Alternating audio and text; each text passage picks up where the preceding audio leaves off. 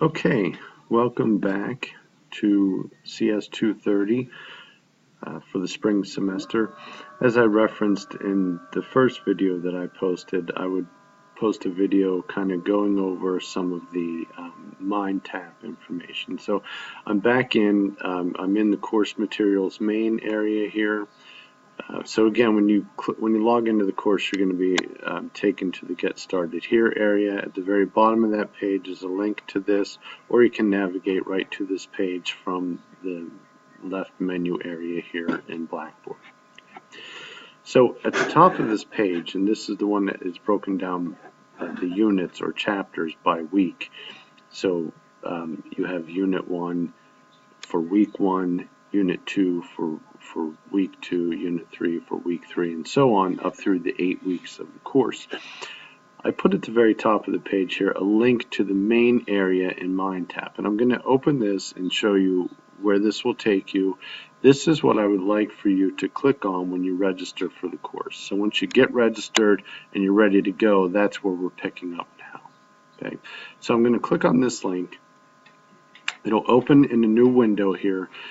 For some reason, I think this has to do with an update. I am using Google Chrome. It seems to work best with MindTap and the interface between MindTap and Blackboard. I always just expand this out here. I can't make it that way by default. You'll see here that we are now in the main area of the MindTap course. Okay.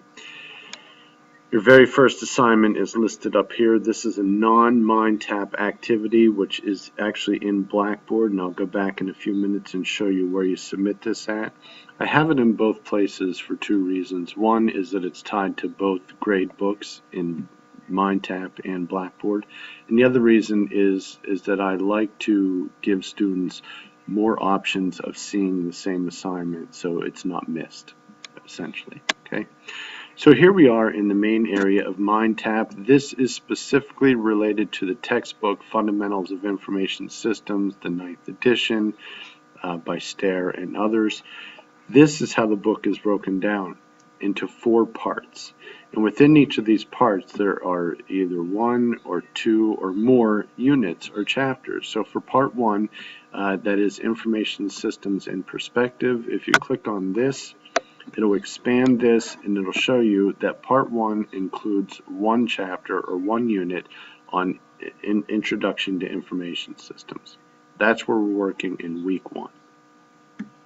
So if I click on that, you'll then be able to see all the different components that are made up of Unit 1 or Chapter 1. The first one is the textbook, and I'm just going to go right through each of these and kind of give you an overview. So the first one is the textbook read. You click on that, it expands this, you click on this, and you will be taken to the textbook, the electronic version of the textbook. Okay, so here we are in the textbook. This is if you had a hard copy of the book right in front of you and you opened it up, this is what you would be seeing exactly. Okay, difference here, to navigate through this, you use the arrow over here to get to the next page. Okay. You'll note that some pages you can scroll down. Make sure that you're looking for that. You'll be able to see the scroll bar over here, that there's more information below that. Okay, so you're going to read this textbook here and click through. I'm going to click through. You can also print from here if you want to print some of this. I know you're limited in what you can print on campus. But I think it's a significant amount of pages that you can print each semester. So you'll see here just navigating through the textbook. Okay, I'm scrolling down to make sure that I see everything in there. You can make comments. You can actually see the contents of the chapter here. So you'll see everything that makes up Chapter 1. You can jump around to it from here. Okay. You can make notes.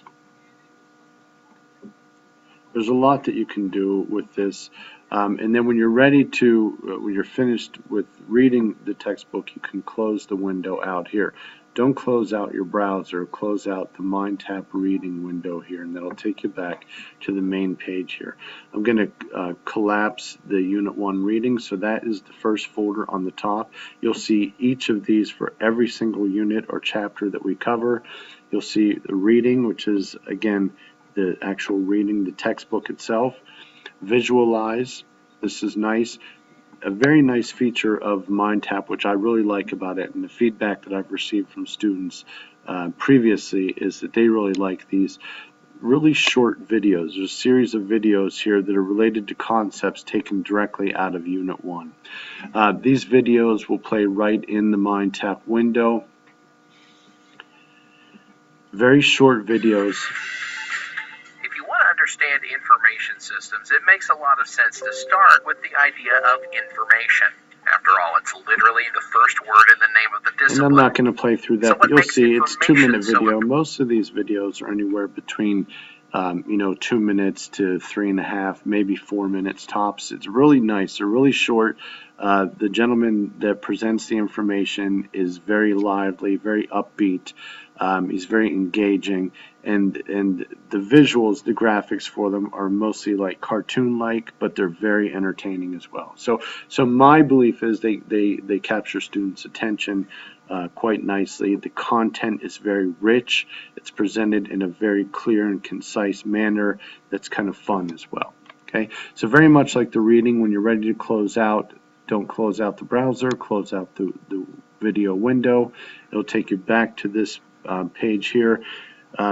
You can look through these videos. I would definitely recommend that you watch the videos. They're going to be very helpful, especially from the quizzes. And then when you're finished with that, you can collapse this just to manage this area better. The study is made up usually of a few different things. This one right here is actual PowerPoint. So when you click on this, it'll actually open the PowerPoint.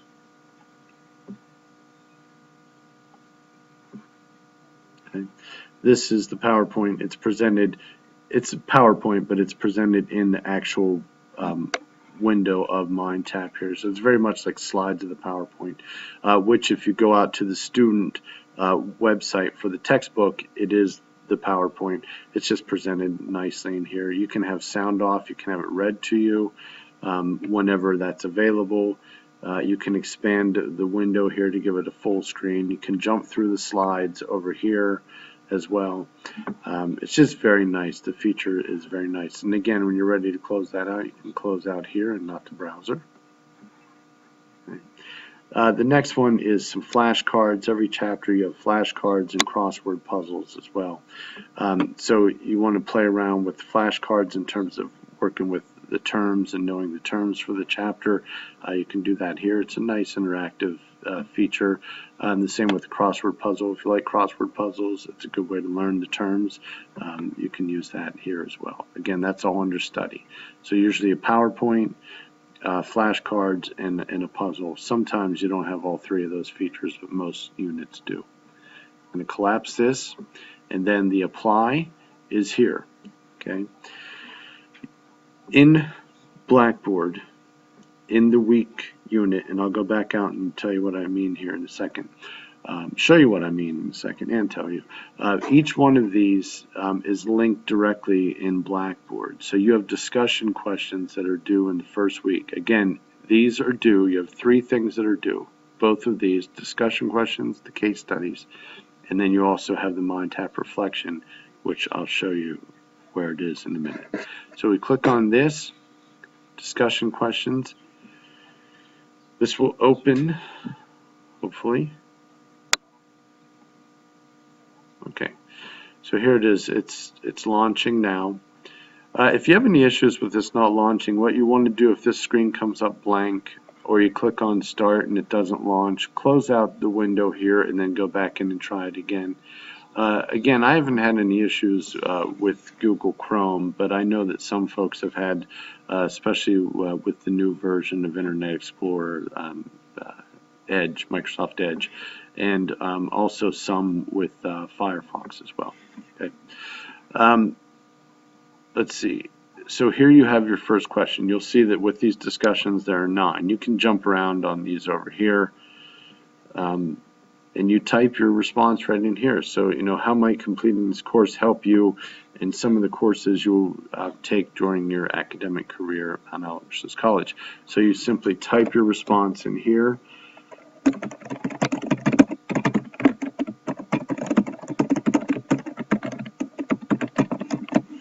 Okay, and then once you type your response, my recommendation, it's supposed to save automatically if you would jump from, this question to another question, but come over here and click on save. And then once you click on save, it actually saves that question. You can go back here to the next question. You'll see a little blue dot that appears here. That means that question is completed and saved. Okay.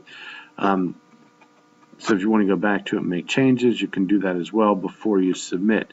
Now once you submit the assignment for grading, then you can't make any changes here. But if you save it, then you can always go back in and make the changes. Okay, so once you answer all of the questions and the blue dot appears on each one of these 9, you're ready to submit. So you submit assignment for grading.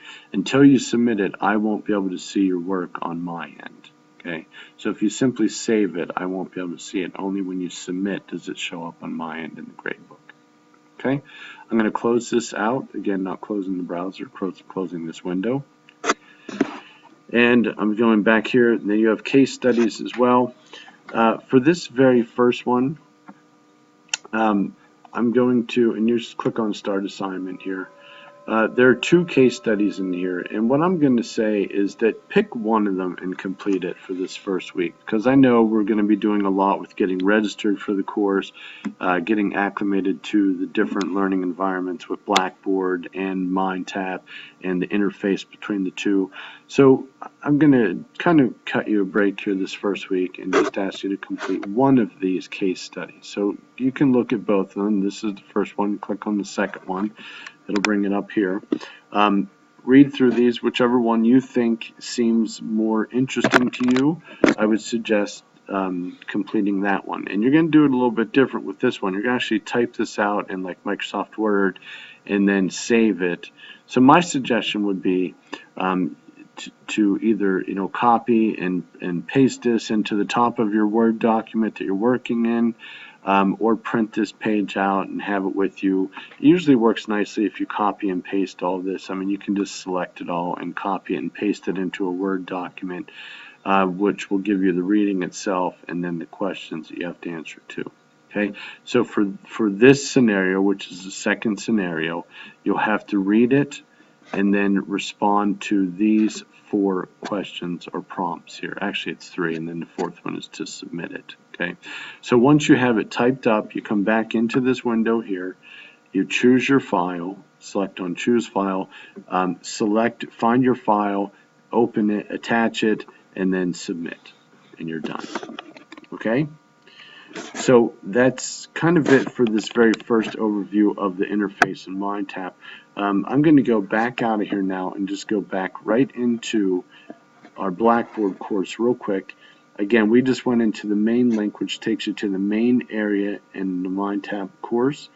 I'm going to drill down a little bit now. So I want to go, if say you don't want to use that link, you want to go directly to the assignments. So now we're into week 1. Here's the MindTap reflection assignment, the one that I said is to be completed in Blackboard only. Okay, so for this one, it's assumed that by this point you got registered for the MindTap course, you looked through it a little bit, you kind of watched this video, you have an understanding of some of the ways that the course material is presented to you, the different media-rich content and those things, and then just respond to this prompt based on that. And this is just responding. It's a Blackboard assignment, so you can either type right into the window here or attach a file. It's up to you. I have no preference with this first one. There are some that I'll ask you to be very specific in how you respond to it in terms of whether you should attach a file or type right in the window. For this first one, I'm not concerned with how you do it. Okay. Direct links. This is a link to the Unit 1 reading. So when you click on this, it's going to open up that textbook, and what it's doing is just bypassing that step of going into the main MindTap window, and it's taking you right into the textbook itself. Okay. I think that I'm connected to a wireless here, and it's kind of running slow today, but here it is. This should be familiar to you. This is the textbook that we went into for Unit 1 that I showed you a bit ago. Okay. All right, so I'm going to close this out altogether. Okay. The reason that you want to do this if you're working from within Blackboard is if you don't close this out, okay, say if I just minimize this, what I'm going to do here is I'm going to go back in, and now I want to go directly into the discussion questions. So if I click on that, okay, I'm not seeing anything happen here. Okay. The reason for that is that window is still opened up behind here, and it's actually working behind the scenes. So that's why, for me, the easiest way to keep that from happening, and you'll recognize where we are here back at the discussion, just close it out after you're done. If you're working right within Blackboard, close out the window itself, and then navigate to the next assignment and such. Okay, that way it opens right over top of your browser in Blackboard, and it makes the interface and working a little bit nicer. Okay, I think that's all I have for now. What I'll do is next week I'll post another video kind of going over this one more time, not to be redundant, just to make sure that everybody gets it. And then what I'm going to do is I'm going to open up some office hours during the first few days or midweek of the week of the first week of class, or January 8th, somewhere around the 10th or 11th, just to kind of let students come in. If you have any questions, or if you have any issues, or not able to get registered for MindTap, all that kind of stuff, I'll set up some office hours in Blackboard, either using Collaborate or the chat feature within Blackboard itself. Okay, I'll let you know more about that probably on like Tuesday of the first week of class. That's it for now. Thanks for listening. I hope this has been helpful. And again, welcome to CS230 online. Take care.